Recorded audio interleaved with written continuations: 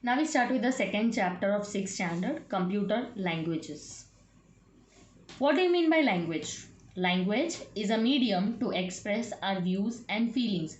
If we want to communicate to anybody, we can do it with the medium of language. Similar way, to communicate with a computer, we need a language that the computer understands. Computer works step by step only, given on the instructions only. Now this set of instructions that when we give tells what a computer to do is known as program. And the process of writing specific instruction in a computer languages is called programming. Now the languages of computer are categorized mainly into 4 ways. The first one is machine language. The second one is assembly language. The third one is high level language, also known as third generation language. And the last one is fourth generation language, also known as 4GL. Coming to the first one, machine language. Let us come across the features of machine language. Machine language is the only language that a computer understands. Students, you have come across this earlier also. Machine language is none other than binary language, which understands only two numbers, that is 0 and 1. It is expressed in binary form, that is 0 and 1. Since the computer uses microprocessors to process all its data, it works in two states, off and on. Now it understands for off only 0 and for on it understands only 1. What are the advantages of machine language? It has the advantage of very high speed and it uses very low memory space. What are the disadvantages of machine language? Understanding and learning machine language is tough and time consuming because it deals with only two numbers, zeros and ones. Plus, it is also difficult to write and debug programs written in machine language. Now, the biggest disadvantage of machine language is it is machine dependent. What do you mean by machine dependent? Machine dependent means when a program is written on a computer, it may or it may not run on any other computer when we write that program using machine language. And that is why it is also known as low level language, because we can't utilize that program anywhere else. And so that kind of programs written in machine language are called machine dependent. Biggest disadvantage of machine language. Students, the first computer programmer was Lady Ada Lovelace. And the term software was first given by John W. Tukey. Coming to the second language, assembly language. Now, assembly language got evolved from machine language. It uses mnemonic codes instead of zeros and ones. Mnemonic codes means few instructions coded in English terms, English alphabets instead of using zeros and 1.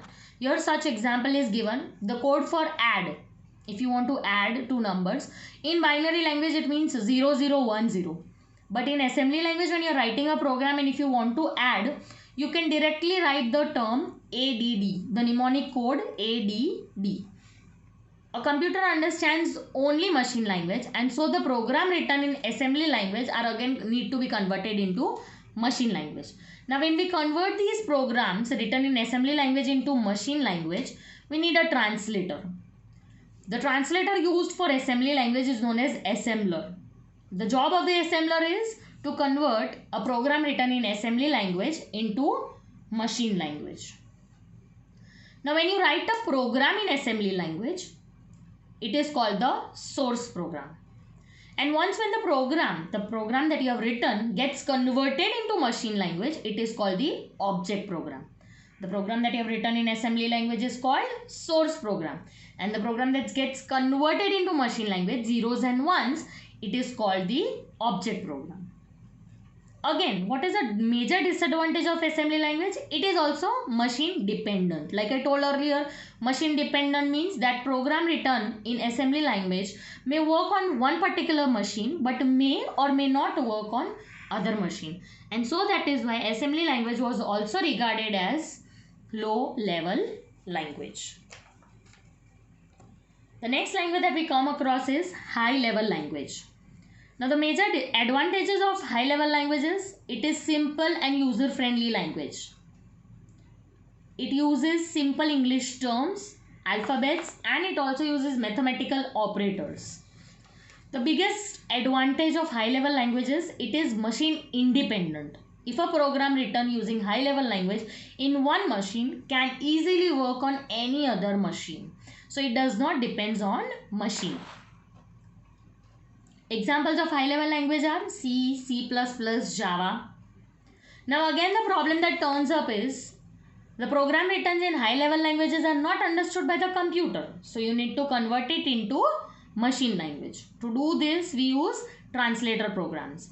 Now when it comes to translator programs in high level languages, in assembly language we used assemblers. Now in high level language we use two types of translator. The one type of translator is interpreter. What does interpreter do? It translates a program from high level language to machine language line by line. Suppose you have written a program for 10 lines. Now when the interpreter is translating this program from high level language to machine language for the computer to understand, what does it do? It starts translating the program line by line. The first line gets translated, the second line gets translated. In this process, if it finds some error in between, say suppose the fourth line has got an error, the interpreter will stop the execution there only. It will ask the user to change the code to rectify the error, and again it starts translating from the first line. Since this goes on line by line, so the speed of execution of interpreter is very slow. Coming to the other translator program called compiler, it also translates a program from high level language to machine language, but here the situation is it translates the whole program at once. It gives you the list of error if there are any in the program at last. It will not ask you to rectify it line by line, stopping at each line. It will give you a list of errors at last. Since it does like that, the speed of execution of the compiler is very fast. Coming to the last, fourth generation language, also known as 4GL. It is very close to human languages since it uses sentences. It is highly user friendly and independent of any operating system. Examples of fourth generation language are Perl, we have SQL, we have Python.